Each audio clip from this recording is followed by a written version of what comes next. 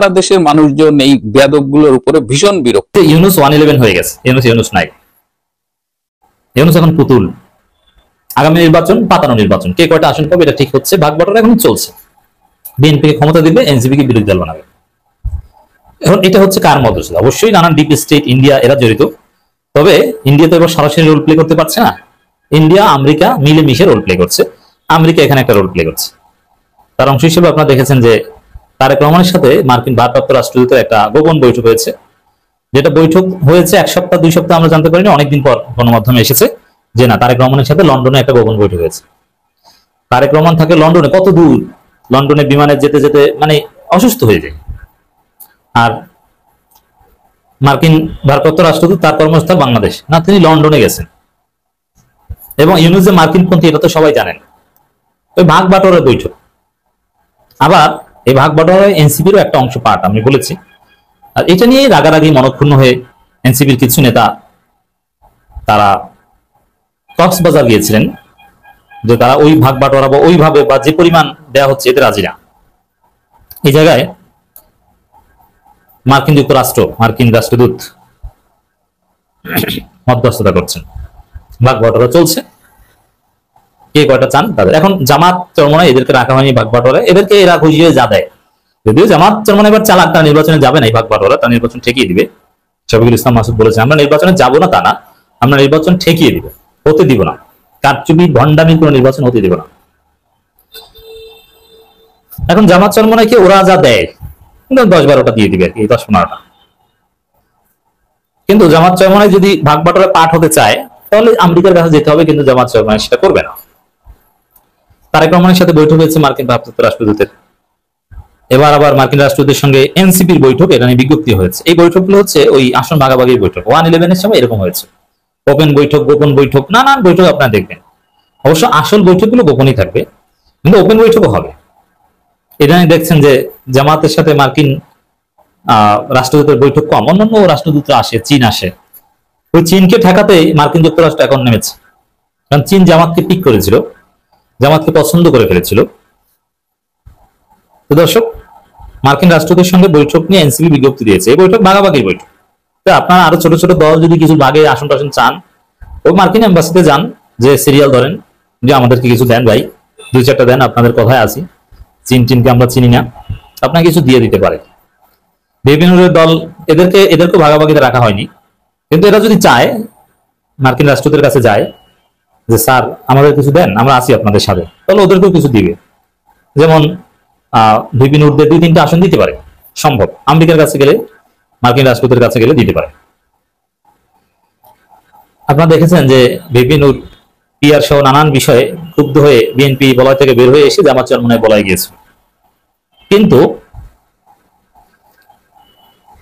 আবার বিএনপির সাথে মিটিং করেছে, লিয়াজু কমিটির মিটিং বিএনপি ডেকেছে, এবং সেই মিটি হাসি, সেই মিটিং এ ভিপি নুরও হাসছেন, ফারুক, রাশেদ সবাই হাসছেন, হাসান মামুন হাসছেন, আর বিএনপির পক্ষে ওদিকে যারা আছে তারাও হাসছেন। মানে ভাই মিল কিন্তু নাই, আমরা তো সেপারেটেড হয়ে গেছি, আমাদের তো তালাক হয়ে গেছে, আবার আসছি বৈঠকে এখন হাসছে। আমাদের বলছিলেন সিট দেবেন, বিশেষ পর্যন্ত আপনার লোক তো সিট দিতে দিল না, এখন কি করব?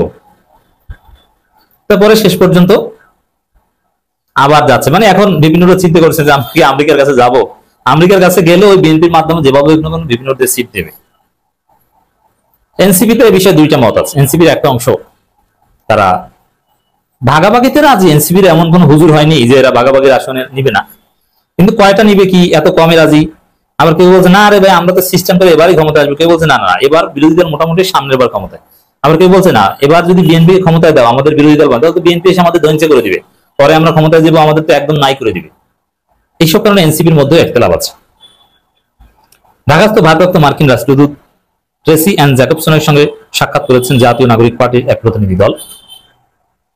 বৈঠকে রাষ্ট্র সংস্কার, আসন্ন জাতীয় সংসদ নির্বাচন সহ বিভিন্ন বিষয়ে অবস্থান তুলে ধরেছেন দলটির নেতারা। রাজধানী গুলশানে রাষ্ট্রদূতের বাসভবনে বিকাল 5টা থেকে ঘণ্টাব্যাপী বৈঠক অনুষ্ঠিত হয়। এ সংক্রান্ত এক বিজ্ঞপ্তিতে এনসিপি জানায়, বৈঠকে পারস্পরিক স্বার্থ সংশ্লিষ্ট বিষয়, বাংলাদেশের সাম্প্রতিক পরিস্থিতি, সংস্কারের রূপরেখা, গণতান্ত্রিক প্রক্রিয়া, আসন্ন জাতীয় নির্বাচন এবং দ্বিপাক্ষীয় সম্পর্ক জোরদারের প্রস্তাবনা নিয়ে মত বিনিময় হয়। জুলাই ঘোষণাপত্র, জুলাই সনদ, জুলাই পদযাত্রা সহ দলীয় কর্মকাণ্ডের বিষয়ে রাষ্ট্রদূতকে অবহিত করা হয়। উভয় পক্ষ দুই দেশের জনগণের মধ্যে পারস্পরিক বোঝাপড়া ও গঠনমূলক সহযোগিতা বাড়ানোর উপর গুরুত্ব আরোপ করেন। উপরে উপরে কত সুন্দর সুন্দর কথা হবে, কিন্তু ভিতরে ভিতরে ভাগ বাটোয়ারা। অর্থাৎ যারা আগামী দিনে রাজনীতি বুঝতে চান, এটা হচ্ছে বেসিক থিওরি আপনাদের, যে 111 স্টাইলে যুক্তরাষ্ট্রের মধ্যস্থতায় আসন ভাগাভাগি চলছে। কে কয়টা চান যান, মার্কিন রাষ্ট্রদূতের কাছে সিরিয়াল দেন, কিছু টার্মস এন্ড কন্ডিশন মানেন, আপনাকে দিয়ে দেবে, সমস্যা নেই, একটা দুইটা ভাগ করে দিবে। যেমন সেই 111-এ 14 দলকে কয়টা দিবে, জাতীয় পার্টি কয়টা দিবে, বিরোধী দল কি বিএনপি হবে না জাতীয় পার্টি হবে, অনেক সুন্দরভাবে মেকানিজম করে। তখন বিএনপি অবশ্য ভাগ বাটোয়ারা রাখাই হয়নি। বিএনপি যদি ভাগ বাটোয়ারা সেকেন্ড হতে চাইতো জামাত সহ, তাহলে বিরোধী দল হতে পারত। কিন্তু ভাগ বাটোয়ারা, এই যে এবার যেমন জামাত যদি যুক্তরাষ্ট্রের সাথে ভাগ বাটোয়ারায় রাজি হতো, তাহলে এনসিপি না জামাতই বিরোধী দল হতো, কিন্তু জামাত তাতে রাজি না। এই জন্য বিরোধী দল জামাতকে বানাবে না, বিরোধী দল বানাবে এনসিপি কে। যেরকম 8 সালে যে বিএনপি জামাত চাইলে বিরোধী দল তারাই হতো। জানা গেছে বৈঠকে দেশের সামগ্রিক পরিস্থিতি নিয়ে আলোচনা হয়েছে। বিশেষ করে দেশের বর্তমান রাজনৈতিক পরিস্থিতি ও আগামী জাতীয় নির্বাচন ছিল আলোচনার মূল বিষয়বস্তু। পাশাপাশি বাংলাদেশে যুক্তরাষ্ট্রের স্বার্থ সংশ্লিষ্ট বিষয়ে আলোচনা হয়। বৈঠকের বিষয়ে এনসিপির যুগ্ম সদস্য সচিব আলাউদ্দিন মোহাম্মদ গণমাধ্যমকে বলেন, দেশের রাজনৈতিক দলগুলোর সঙ্গে ধারাবাহিক বৈঠকের অংশ হিসাবে এনসিপির সঙ্গে বৈঠক করেছেন মার্কিন রাষ্ট্রদূত। বৈঠকে দেশের বর্তমান রাজনৈতিক পরিস্থিতি, গণঅভ্যুত্থান পরবর্তী সংস্কার, আমাদের রাজনৈতিক ইশতেহার এবং আগামী নির্বাচন নিয়ে আলোচনা হয়েছে। এসব বিষয়ে তাদের সঙ্গে আলোচনা হয়েছে। বিএনপি এবং জামাতের সঙ্গে এরই মধ্যে তারা বৈঠক করেছেন। না, জামাতের সঙ্গে বৈঠক এরকম না। এবং দেখেন, আগামী নির্বাচন নিয়ে আলোচনা, নির্বাচনের ভাগ নিয়ে আলোচনা, এটা তো সরাসরি বলতে লজ্জা লাগে। সার্জিস আলম তার বিরুদ্ধে মামলা করেছে, এই বিএনপির আইনজীবীরা সার্জিস আলমের বিরুদ্ধে মামলা করেছে। সার্জিস আলম আপনারা জানেন যে প্রায় বক্তৃতায় সে উল্টাপাল্টা কথা বলে, তার উদ্ধত্ত খুব বেড়েছে। বেশ কয়েক মাস ধরেই তার উদ্ধত্ত আমরা দেখছি এবং ফেসবুকে যা তা স্ট্যাটাস দিচ্ছে। গত 7ই অগস্ট সে একটা স্ট্যাটাস দিয়েছিল যে সেখানে আনোয়ার নামের একজন সাংবাদিককে বিএনপি সন্ত্রাসীরা চাঁদাবাজির খবর করায় থেতলে দিয়েছে। আর ওই দিনেই তুহিন নামে আরেকজন সাংবাদিককে হত্যা করেছে সাংবাদিকরা কুপিয়ে। তো এই দুটা হত্যাকাণ্ড দিয়েছে এবং বলেছে সাংবাদিক আনোয়ার এবং সাংবাদিক তুহিন তারা বন্ধু। এবং এছাড়াও সুযোগ পেলেই সার্জিস আলম কিন্তু মানে আওয়ামী লীগকে তো ফ্যাসিবাদটা দেখলো বলেই, বিএনপি সম্পর্কে কিন্তু সে প্রায় স্ট্যাটাস দেয়, বক্তৃতায় বলে। এই সর্বশেষ এই মানে গতকালও সে বিএনপির বিরুদ্ধে স্ট্যাটাস দিয়েছে, বিএনপির ফজলুর রহমানের বিরুদ্ধে স্ট্যাটাস দিয়েছে, বিএনপির হাবিবুর রহমান হাবিবের বিরুদ্ধে স্ট্যাটাস দিয়েছে। ওভারঅল সে বিএনপির বিরুদ্ধে যা তা বলে। তো এই কারণে এই বিএনপির আইনজীবীরা ক্ষেপে গেছে। এবং এইটা কি মানে আপনারা একটু ভিডিওটা দেখেন তাহলেই বুঝতে পারবেন কাহিনীটা কি। সার্জিস আলম তার এই যে উগ্র আচরণ এবং কথাবার্তা, এটা দিয়ে সারা দেশে বিএনপির ভাবমূর্তি নষ্ট হয়েছে, যার কারণে বিএনপির সারা দেশের কোটি কোটি নেতা কর্মীরা আহত হয়েছে এবং সাধারণ মানুষের মনে প্রশ্নের উদ্রেক করেছে। এটা দিয়ে জাতীয়ভাবে একটা অসন্তোষ সৃষ্টির প্রচেষ্টা চালানো হয়েছে। এই সকল কারণে আমরা তার শাস্তি দাবি করেছি। হ্যাঁ, অলরেডি মামলাটা গ্রহণ করেছেন। এখন এটা সিআইডি তদন্তের জন্য পাঠাবেন। গত 7 আগস্ট রাত্রে আনুমানিক 8টার দিকে বাসন থানাধীন মসজিদ মার্কেটে একটি হত্যাকাণ্ড ঘটনা ঘটে। সেই হত্যাকাণ্ডের ঘটনা এবং জয়দেবপুরে এক সাংবাদিককে থেতলিয়ে দিছে।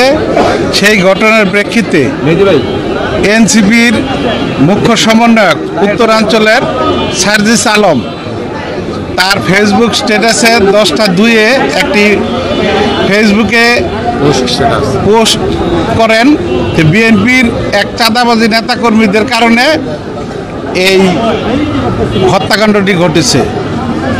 কোনো ধরনের যাচাই বাছাই না করে, পুলিশের কোনো জবানবন্দি না নিয়ে সে বিভিন্ন সময় বিভিন্নভাবে, আপনারা জানেন জাতীয়তাবাদী দল বিএনপি একটি বাংলাদেশের সবচেয়ে বৃহৎ সংগঠন, এই সংগঠনকে হেয় প্রতিপন্ন করার জন্য সবসময় সে এই ধরনের বিভিন্ন বিবৃতি এবং স্ট্যাটাস দিয়ে থাকেন। আপনারা জানেন ইতিমধ্যে নির্বাচন ডিক্লেয়ার করেছে। নির্বাচনকে প্রশ্নবিদ্ধ করার জন্য এবং পিছিয়ে দেওয়ার জন্য এবং জাতীয়তাবাদী দলের ভাবমূর্তি সাধারণ জনগণের কাছে ক্ষুণ্ণ করার জন্য সেই সমস্ত বিবৃতিগুলো দিয়ে থাকে। এর জন্য আমাদের সকল আইনজীবীদের নিয়ে, গাজীপুর কোর্টের যত আইনজীবী আছে সকলকে আমরা সাথে নিয়ে বিএনপির জাতীয়তাবাদী দলের আমরা সার্জিস আলমের বিরুদ্ধে মামলা রুজু করে গেলাম। এই যে মামলাটা করা হলো, এটা কি স্রেফ একটা মামলা? এবং আদালত তো এই মামলাটা গ্রহণ করেছে। আগে তো এনসিপির বিরুদ্ধে অনেকে মামলা করার কথা ভাবতেও পারতো না, এখানে আদালত মামলাটা গ্রহণ করেছে, সিআইডি এখন তদন্ত করবে, এখন আইনি প্রক্রিয়া চলে গেছে। যেটা বলছিলাম যে এটা কি স্রেফ একটা মামলা, নাকি এনসিপির কে একটু বুঝিয়ে দেওয়া যে দিন বদলে গেছে বাপ, এখন আর আগের মতো বাড়াবাড়ি করিস না, লাইনে থাক, না হইলে কিন্তু তোদের খবর আছে, সাপের লেজ দিয়ে কান চুলকাইস না, এরকম একটা অবস্থায় পড়ছে এনসিপি সেই পিপিলিকার পাখা হয় মরিবার তরে অনেকদিন ধরে, কিন্তু শুধু বিএনপি না, মনে হয় সারা দেশের মানুষজন এই বেয়াদব গুলোর উপরে ভীষণ বিরক্ত ছিল। এইবার বারে বারে ঘুঘু তুমি ধান খেয়ে যাও, এটা তো একটা মামলা শুরু হয়েছে, এবং এর মধ্য দিয়ে যে বার্তাটা দেওয়া হয়েছে সেই বার্তাটা যদি তারা গ্রহণ না করে, এরপরেও যদি বাড়াবাড়ি করে, তাহলে এই যে গত 1 বছর তারা রাজনীতির এক পার্ট দেখেছে, রাজনীতির হানিমুন পিরিয়ড পার করেছে, কিন্তু আমার মনে হয় না যে রাজনীতির এই হানিমুন পিরিয়ড তাদের আর থাকবে। দিন শেষ হয়ে গেছে, এখন তাদের এই বাস্তবতাটা মেনে নিতে হবে। এই বাস্তবতা যদি না মেনে, খুব স্পষ্ট বোঝা যাচ্ছে যে এনসিপিতে ভাঙনের শব্দ কিন্তু আমরা টের পাচ্ছি। এনসিপি যদি যে কোনো দিন ভেঙেও যায়, সেটা নিয়েও কিন্তু আমরা অবাক হব না। এক গ্রুপ ভেঙে দেখবেন যে এই স্রোতের সাথে যাচ্ছে, এই বিএনপি জামাত বা যেদিকে যাচ্ছে এই আমেরিকার ধামা ধরে, আর এক গ্রুপ হয়তো ওই বিপ্লবের ওই জায়গাটা ভুলতে না পেরে খাড়ার মধ্যে পড়বে আর কি। পুরো বিষয়টা আমাদের দেখার জন্য একটু অপেক্ষা করতে হবে। তবে খেলা জমে গেছে, এনসিপির দিন শেষ, এই সার্জিস হাসনাতের মতো বেয়াদব তাদেরও দিন শেষ হয়ে যাবে, কারণ দিনের শেষে রাজনৈতিক দলগুলোই রাজনীতি করবে, এইসব রাজনৈতিক টোকাইদের জন্য রাজনীতির মাঠ নয়। প্রিয় বন্ধুরা, আজ এ পর্যন্তই। ভালো থাকবেন, সুস্থ থাকবেন, তার চেয়েও জরুরি হলো নিরাপদে থাকবেন। সবাইকে অনেক ধন্যবাদ।